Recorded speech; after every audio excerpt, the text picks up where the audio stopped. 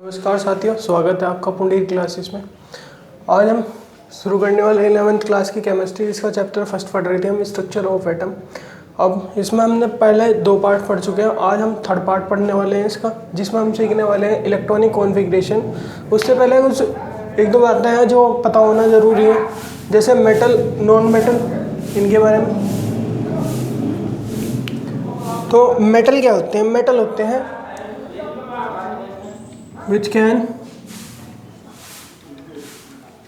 can donate electron, जो अपने electron donate करते हैं वो एटम होते हैं। और non metal which can accept electron, जो इलेक्ट्रॉन एक्सेप्ट करेंगे वो नॉन मेटल होंगे। तो मेटल जो इलेक्ट्रॉन डोनेट करेंगे और जो इलेक्ट्रॉन एक्सेप्ट करेंगे वो non metal.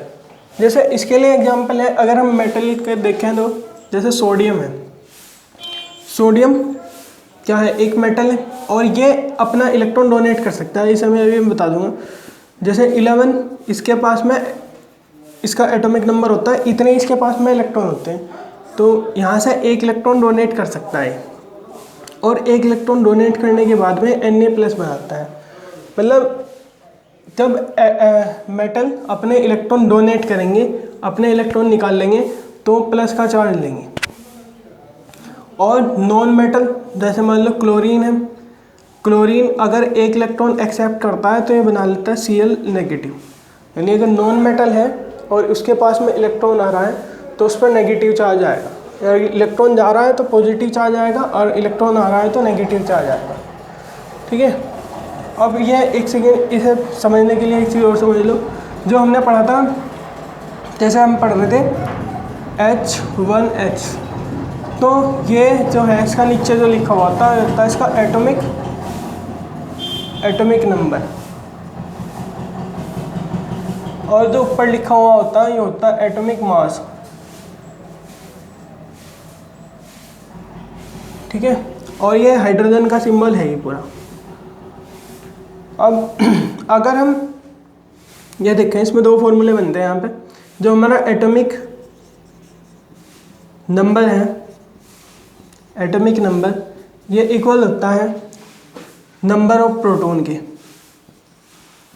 Number of proton. यानी जैसे एटम का जितना एटॉमिक नंबर होगा उतने ही उसके अंदर प्रोटॉन होंगे और उतने ही इसके अंदर इलेक्ट्रॉन होते हैं, नंबर ऑफ इलेक्ट्रॉन। ये 3 चीज़ें बराबर होती हैं। किसी भी एटम का एटॉमिक नंबर उसके बराबर होगा नंबर ऑफ प्रोटॉन और उतने ही होंगे इसमें इलेक्ट्रॉन। और इलेक्ट्रॉन बराबर तब होंगे जब हमारा जो ये एटम है ये इनिशियल पोजीशन में हो, अपना न्यूट्रल होना चाहिए, इसके ऊपर कोई चार्ज नहीं होना चाहिए। इस तरीके से जैसे यहाँ Na+ दिखाई दे रहा है, Cl- दिखाई दे रहा। तो अगर प्लस माइनस का चार्ज होगा तो उसके इलेक्ट्रॉन पे इफेक्ट पड़ेगा, प्रोटॉन पे कोई इफेक्ट नहीं पड़ेगा। प्रोटॉन उतने ही होंगे जितना उसका एटॉमिक नंबर होगा।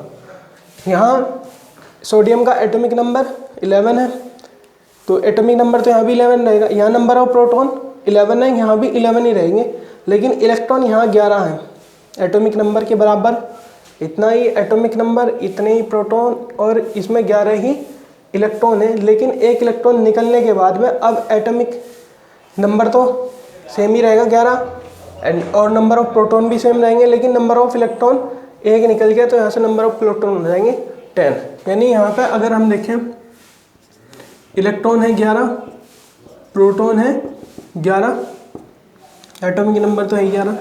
और यहाँ पे लेकिन अगर इलेक्ट्रॉन देखें तो 1 इलेक्ट्रॉन निकल गया तो इलेक्ट्रॉन 10 और प्रोटॉन हो गए यहाँ पे हमारे 11 ही रहेंगे 1 इलेक्ट्रॉन निकलने के बाद में। तो ये था, जब मेटल से इलेक्ट्रॉन निकलेगा तो उस पर प्लस का चार्ज आएगा। अब यहाँ पे देखो, इसके इलेक्ट्रॉन क्लोरीन का एटॉमिक नंबर 17 होता है, तो इसमें इलेक्ट्रॉन होंगे 17 और प्रोटॉन भी होंगे 17। और इधर 1 इलेक्ट्रॉन आ गया, इसमें ऐड हो गया, तो इलेक्ट्रॉन हो जाएंगे अपने 18 और प्रोटॉन 17 ही रहेंगे, प्रोटॉन पे कोई इफेक्ट नहीं पड़ेगा। ठीक है, याद रखना एटॉमिक नंबर बराबर होता है नंबर ऑफ प्रोटॉन के, और यही बराबर होते हैं नंबर ऑफ इलेक्ट्रॉन के। जितना किसी का एटॉमिक नंबर होगा उतने ही उसमें प्रोटॉन होंगे, उतने ही इलेक्ट्रॉन होंगे, लेकिन न्यूट्रल पोजीशन में होना चाहिए। वो ऐसे नहीं है कि उसके ऊपर प्लस माइनस चार्ज होगा तो भी इलेक्ट्रॉन बराबर होंगे। इलेक्ट्रॉन बराबर होने के लिए उसे न्यूट्रल पोजीशन में होना ज़रूरी है। दूसरा, एक तो ये फॉर्मूला है, दूसरा है हमारे पास में जो हम निकालते हैं इसका number of neutron. Number of neutron अगर हमें निकालनी है तो जो हमारा एटॉमिक मास है, एटॉमिक मास है उसमें से हम माइनस कर देते हैं एटॉमिक नंबर को, यानी ऊपर वाले में से नीचे वाला अगर सब्ट्रैक्ट कर दोगे तो उसमें नंबर ऑफ न्यूट्रॉन निकल कर आ जाएंगे। तो इस तरीके से हम किसी भी एटम के नंबर ऑफ प्रोटॉन और नंबर ऑफ इलेक्ट्रॉन या फिर नंबर ऑफ न्यूट्रॉन हम निकाल सकते हैं उसके अंदर। ठीक है, तो ये था मेटल और ये नॉन मेटल, और ये किस तरीके से इलेक्ट्रॉन हमारे निकलेंगे। मेटल से इलेक्ट्रॉन निकलते हैं, नॉन मेटल इलेक्ट्रॉन एक्सेप्ट कर लेगा है। ठीक है, अब हम पढ़ेंगे इलेक्ट्रॉन की कॉन्फ़िगरेशन के बारे में।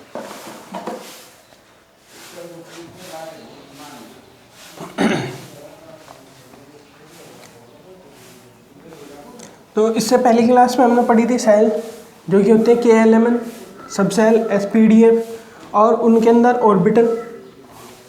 ऑर्बिटल कितने कितने होते हैं? S में 1 ऑर्बिटल होता है, P में 3 ऑर्बिटल, D में 5, F में 7 ऑर्बिटल होते हैं। ऑर्बिटल अगर ऐसा है हमारा तो 1 ऑर्बिटल होगा, P में 3 ऑर्बिटल होंगे, D में 5 ऑर्बिटल और F में 7 ऑर्बिटल। 1 2 3 4 5 6 7, हर बार 2 ऑर्बिटल घटते चल जाएंगे। यहाँ 1 ऑर्बिटल है, इसमें 2 ऐड करोगे तो इसमें 3 ऑर्बिटल हो जाएंगे, इसमें 1 ऑर्बिटल, इसमें 3 ऑर्बिटल, इसमें 5 ऑर्बिटल, इसमें 7 ऑर्बिटल। हर बार 2 का इंक्रीमेंट मिलेगा। ये ऑर्बिटल याद भी रख सकते हो। इलेक्ट्रॉन मैक्सिमम कितने आ सकते हैं? 2 6 10, और इसमें आ जाएंगे हमारे 14। तो ऐसे भी डायरेक्ट याद रख सकते हैं कि SPDF में इलेक्ट्रॉन आएंगे 2 6 10 14। इस जैसे हम KLMN में याद करते थे, KLMN, KL में 2 8 18 32, इस तरीके से SPDF में भी ऐसे याद कर लेंगे। अब इलेक्ट्रॉनिक कॉन्फ़िगरेशन।